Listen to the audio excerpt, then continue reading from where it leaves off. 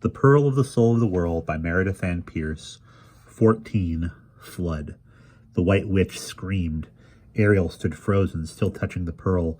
She felt something running out of it and into Oriencore, who stood like a statue, immobile, her mouth fallen open to keen one long high note that went on and on. Those in barges below and on the battlefield beyond stood halted, turned, staring at the keep. Images had begun to play across the surface of the pearl, pestilence and fire, Oceanus destroying itself. "Dead!" the White Witch screamed. "Dead? How can that be? Not dead, not dead, poisoned, plague? How could they destroy themselves?" Ariel could not move, could not take her gaze or her hand away from the pearl. Neither, it seemed, could Oriencore, whose chilling cries continued. Dazed, Ariel realized that though the pearl was imparting certain knowledge of the ancient's fate, Ravenna's daughter was denying it, refusing to believe. Ariel shook her head. Her ears rang with the witch's protests. It had never occurred to her that Oriencore might refuse the gift. "It was only we they caused to war for their pleasure. They can't be dead. It isn't possible." Ariel felt a stab of sudden fear. She herself had never refused any knowledge she had received through the pearl. She had no idea what would happen to anyone who tried. She had no idea what was happening to Oriencore now. The witch seemed to be striving to thrust the pearl back into Ariel's hand. The aroma of ancient flowers came to her suddenly, as a new image gathered itself within the pearl, that of a dusky lady with indigo eyes. "Daughter," she said quietly, "believe." Ariel stared. This image was no misty construct of the future, no vivid memory of the past. It reflected the present, tangible, alive. A living Ravenna gazed at the White Witch from the surface of the pearl. "No!" the Lorelei gasped, recoiling. "I saw your funeral fire!" The ancient lady shook her head. "That was only my body, child. Some arts of the ancients you never learned. My inner essence has been translated, that my messenger might bear me to you. All my being is contained within the pearl, the whole of my magic, my very soul. Yours, if you will but accept." The White Witch's cries rose to shrills and then to shrieks. "Never!" Ariel would have fled, flung her hands over her ears. If only she could have moved. The coldness of the witch swept over and through her as never before, for the pearl no longer gave her any warmth. Ravenna's image watched her daughter with horror and pain. "Take it back!" shrieked the witch. "I do not want your sorcery. I have my own sorcery now." Fractures appeared in the winter rock around them. By means of the pearl, Ariel felt the hair-thin cracks running the length of the palace. Down below the waterline, below even the bottom of the mere, she glimpsed the figures trapped in the walls of winter rock, stirring, awakening, opening their eyes. The whole keep shifted, shuddering with low rumbling that rolled under the high, terrible piercing of the witch's screams. "Accept, or you are lost," Ravenna cried urgently. "Use my gift to heal this world."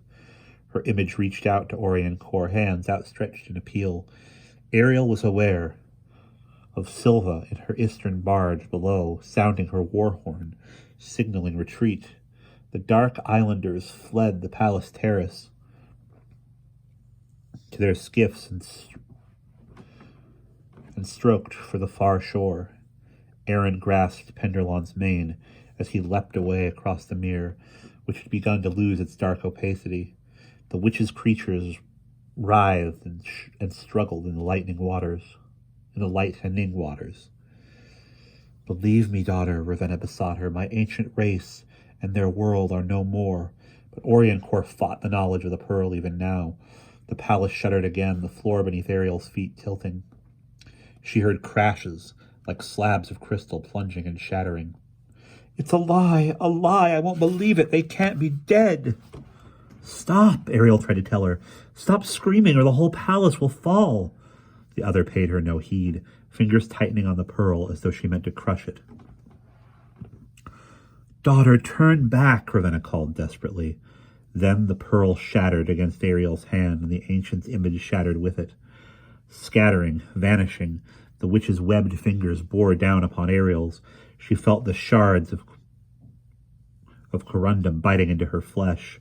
A white mist billowed from the broken shell, cloud-like and full of sparkling fire. It filled the room, enveloping them both.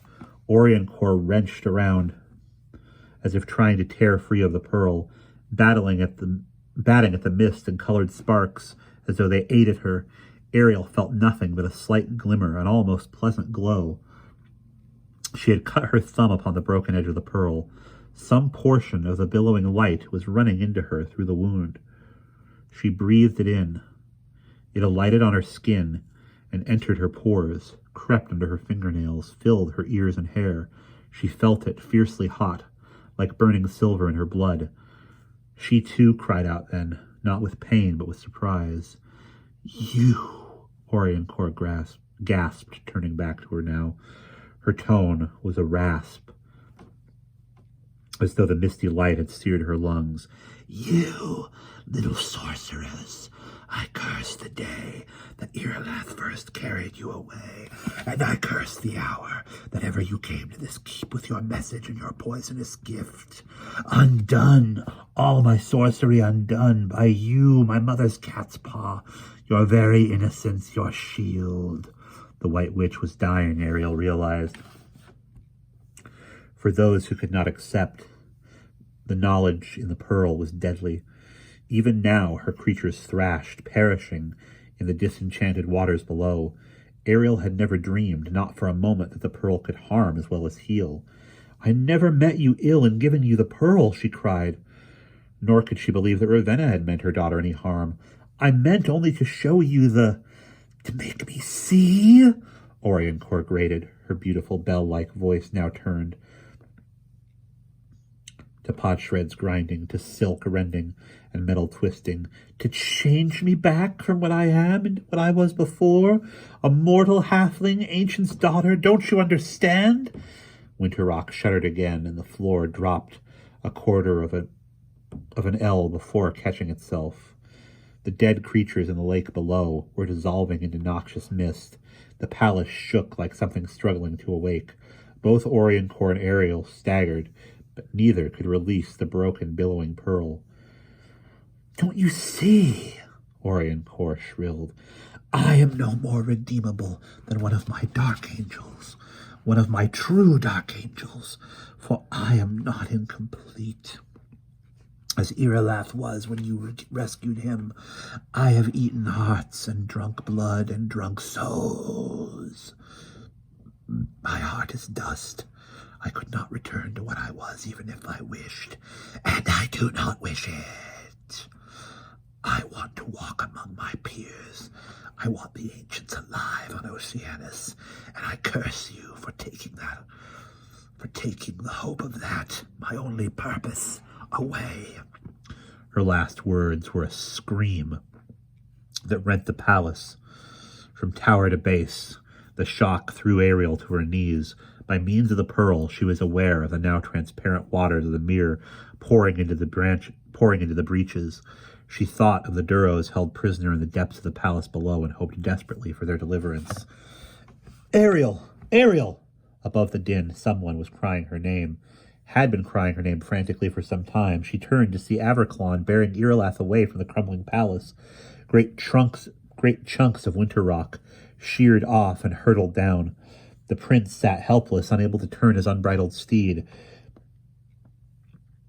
Without bit or reins, Iralath could not compel the Averclon to wheel and bear him back to Ariel. A snarl brought her sharp around. Oriancore was still on her feet, though barely. Her gown was in tatters. Her once white skin, now ashen, was flaking and falling away like curls of burnt paper. Her hair, a nest of tiny filament-thin snakes, streamed and billowed in a wind Ariel could not feel. Ariel shrieked and shrank back, even as the witch's green eyes pinned her. "I'll have you," she whispered, her ruined voice soft as gravel crushing against itself. "You've destroyed me, but I'll see you undone before me. I'll have your heart, your eyes, little sorceress. I'll have your soul." She reached out one dagger-nailed hand as Ariel screamed, trying frantically to pull free.